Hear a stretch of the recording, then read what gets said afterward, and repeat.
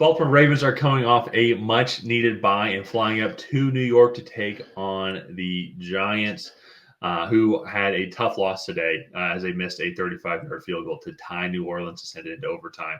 And their season just keeps getting worse and worse. But luckily for them, though, the Jags won, so now they are the second overall pick if the season ended today. So my name's Tyler, here with my brother Ryan, and we're going to break down this Baltimore Ravens, New York Giants matchup here. But before we do that, we are 300 subscribers away from our year-end goal of 6,000 subscribers.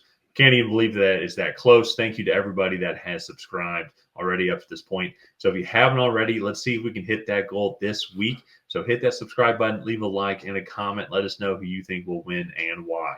Ryan, Baltimore Ravens, it's weird. Like they're sitting at 8-5, and yet like and the AFC is very polarized. Like you're either a really good team or you're a bad team. There's like one or two like scrambled like mid-tier teams that aren't going to make the playoffs. But like Baltimore sitting at 8-5, I don't want to play these guys at all. Like every single AFC matchup, I think in the playoffs this year is going to be phenomenal. And so like Baltimore too, currently sitting at 5 overall right now with the Chargers. We're recording this right as the Sunday Night Football game ended. So they have the tiebreakers though. They're sitting at 8-5, 2 games back from the AFC North lead. With the Pittsburgh Steelers have right now coming off their win. And so the New York Giants, they are currently dead last in the NFC and actually officially eliminated from any playoff contention. So I was going to make some jokes about how far back they are. They're 9 games back from the Eagles, so might not have enough time to make that up. But their season's done. So we'll talk about the Giants in a second. But the Ravens, though, just what a phenomenal team. Like Derrick Henry's, everybody's talking about Saquon. Not everybody's talking about Saquon Barkley because Derrick Henry's getting his fair share. But I don't think it's appreciated enough how much he brings to that Ravens offense. It just almost seems like, though, it's either like boom or bust when it comes to his performance. And bust is like a 70-yard performance. But then like the boom is like the 200-yard performance. Do you see it the same way? Well, like where it's like a little bit more inconsistent, it seems. My thing is I feel like his carries are the inconsistent thing, and I feel, and maybe like I don't think they're saving him for the playoffs because obviously they're trying to win every single game. I just don't know if he's factored into the game plan as much against some of the teams that are like more run focused on the defensive side of the ball. Where, like to me, when he's getting 20 plus carries, you can really see his will being imposed on a defense. Like I go back to that this first Cincinnati game. I believe it was in overtime. They just gotten the ball back after Evan McPherson missed a field goal in overtime to win. Yeah. And Derrick Henry like had a good game. I think he had like 25 carries for a little over 100 yards, like was averaging about 4 yards a carry. And then he just busts like a 50-yarder because at a certain point, people just get tired of tackling him. So I think you add his power and just physical imposingness over the course of the game, plus Lamar Jackson's elusiveness. It's just a really hard matchup for a lot of teams.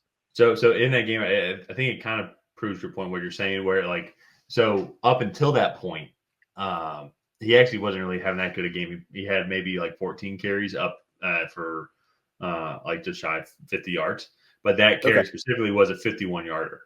And so he only had 92 yards in that game specifically, but they were just in a shootout. And so I guess with Cincinnati Bengals defense, like it was much more effective just to throw the ball. They were getting all these explosive plays. Yeah. But on that point, though, it's like they had worn that defense down enough. And also that defense just sucks in general. But it was like you can see just how big and physical he is. And then when you're tired, like how you try and tackle him. It's because he's such a big guy. But I think that's fair on the carries because it just seems like sometimes when they get behind, it's almost like they panic a little too much when they get behind, like down 7 or 10 points in the second half, where they kind of maybe steer away from that. I know this was a long time ago, but like the example that's coming to my mind with the point you're making is the Chiefs game. So I know it's week 1, but like that first drive, Derrick Henry, I think he gets the ball 6-7 times on the drive. Yeah, he had like 6 or 8 carries. And then he scored a touchdown. And then he got maybe 6 or 7 carries, I think, the rest of the game. And what would have potentially happened if they just feed him, and let him have 20, 30 carries.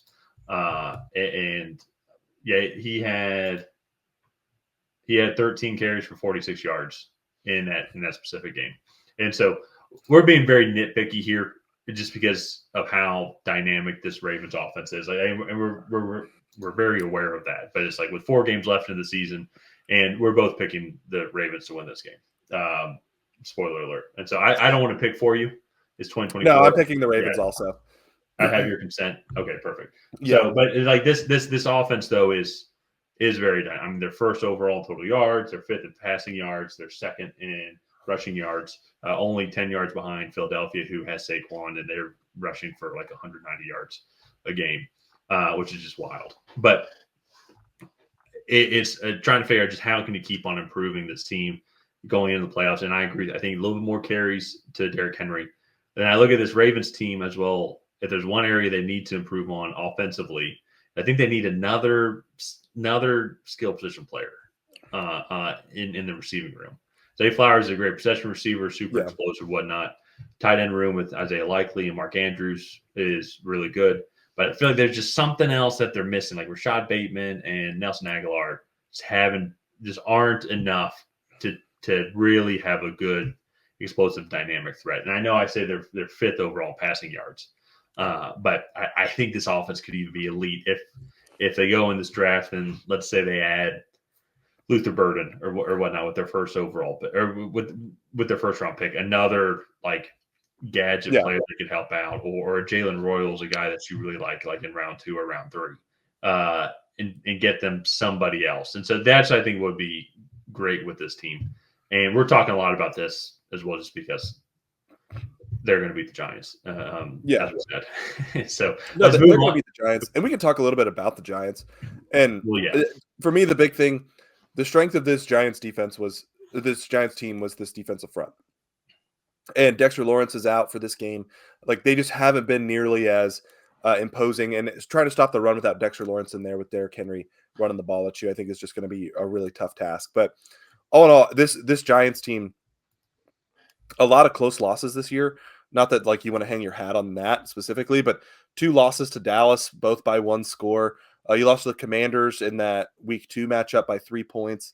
You lost to the Bengals by 17-7. Steelers was 26-18. The second Commanders game was 27-22. You lost to the Panthers 20-17. And then today you lost to the Saints 14-11. So a lot of really close 1-score losses.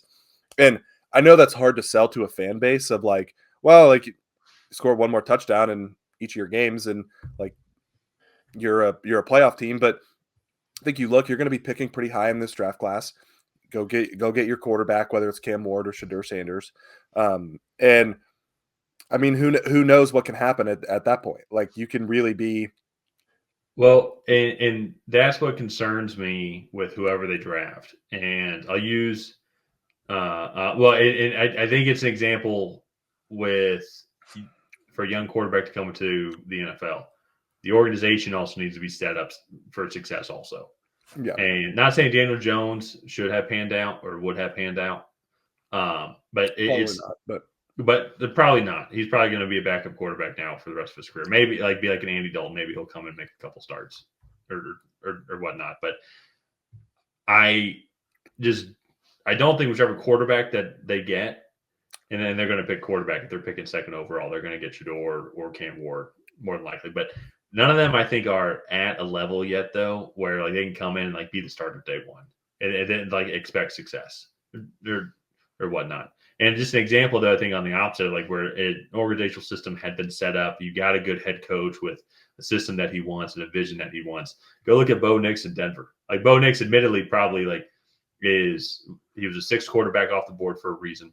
Not like I felt like he'd already reached his ceiling or pretty close to it, and he's just thriving in the system that they have set up there in Denver. And the Giants are far, far away from that. And like Brian Dable, I think, is a good coach. I don't think the records really indicate the talent or like what he could provide for this team if the talent was a little bit better.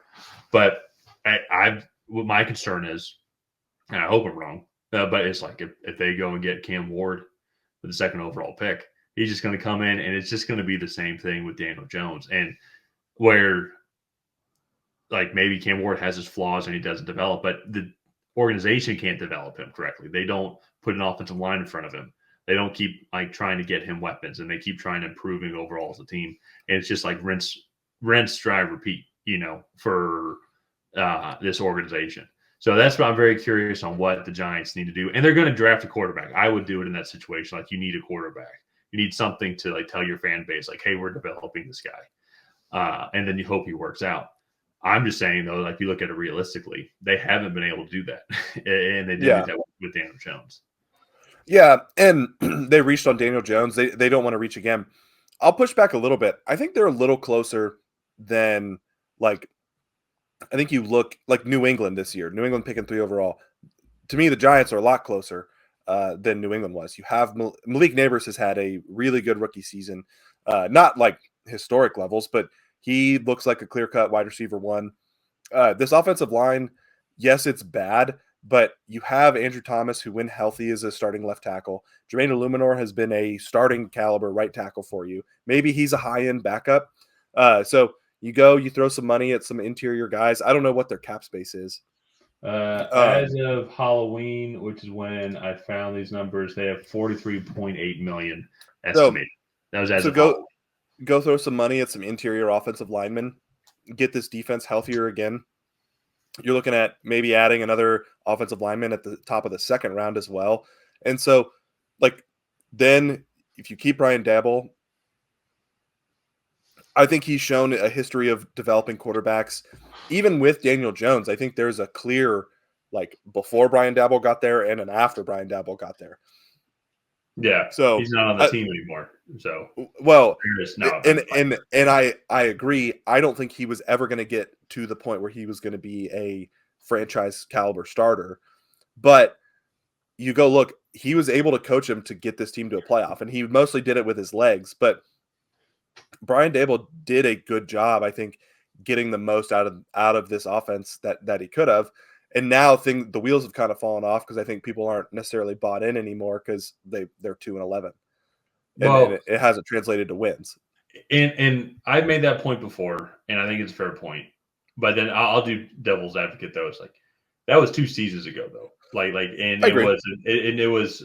It's a what have you done for me lately league. Yeah, well, and they barely made the playoffs, but they were able to grind it out. Good win on the road against Kirk Cousins in Minnesota in 22. They got shellacked in Philly. And I thought that as well. So I'm more just playing devil's advocate here, but it's not like even the product on the field has been that great. Also, you know what I mean? It's not like what the Bengals are going through right now, if that makes sense. Yeah. Where it's like, there's a clear one single problem that we need to fix, and that's the defense. And that's where with the Giants be like, there's a offensive line, offense is struggling, defense is struggling, special teams are struggling today as well. It's like everything is just struggling. So for a young quarterback coming into this situation, it's going to take a long time to win or whatnot. But are you setting this guy up for success? And we've seen young quarterbacks with talent that need some time to develop. When they get hit very quickly with failure, just keep getting beat up, then they just don't pan out. And go look at Sam Darnold, with his time with the Jets, something very similar. He bounces around, and now he gets put into a good organization and a good head coach that knows how to coach. Not saying Brian Daboll doesn't, but Kevin O'Connell's a better coach than Brian Daboll. And he's having a heck of a year. It helps when you have Justin Jefferson and Jordan Addison and TJ Hawkinson. That helps out a bunch also. So, but we'll have to wait and see. The Giants are going to be very interesting to see where they end up, because I wouldn't be surprised if they miss out on Shador and Cam Ward, which they probably won't. They're probably going to lose the rest of the games this season. They have a tough ending to the year. I believe. So they'll probably lose out. But Ravens, Falcons, Colts, Eagles, not. Yeah. That's tough. But I wouldn't be surprised though if they don't get those 2 quarterbacks, or if they're not on the board, if they wait on a quarterback until round 2 and go get like Jalen Milroe or somebody else. Yeah, not reach, because there's so many holes. Like, they need secondary help, they need offensive line help, they need another weapon. It's like, imagine that, like, Ted McMillan and then Malik Neighbors on the same team. or whatnot, and then you can go and get a younger quarterback that you can try and develop. So that's it's going to be very interesting, I think, on the route that they go if they don't get one of these top 2 quarterbacks. Yeah, that was my argument last week in my mock draft. Yeah. So exactly. So, Yeah. well, there they passed on a quarterback. Like they had the option to take one, but didn't. So, I back to this game really quick. I think we're both taking the Ravens. I don't think it's going to be very close. No. I think Derrick Henry might have another 200-yard rushing performance against this Giants team. So, let's go ahead. Let's wrap this one up here. If you guys have not already, please go ahead and like and subscribe. That is the best way to help out the channel. While you're down there, go ahead and leave a comment on who you think is going to come out ahead. Let's just say how much you're going to think the Ravens are going to win by. Other than that, we will see you guys next time.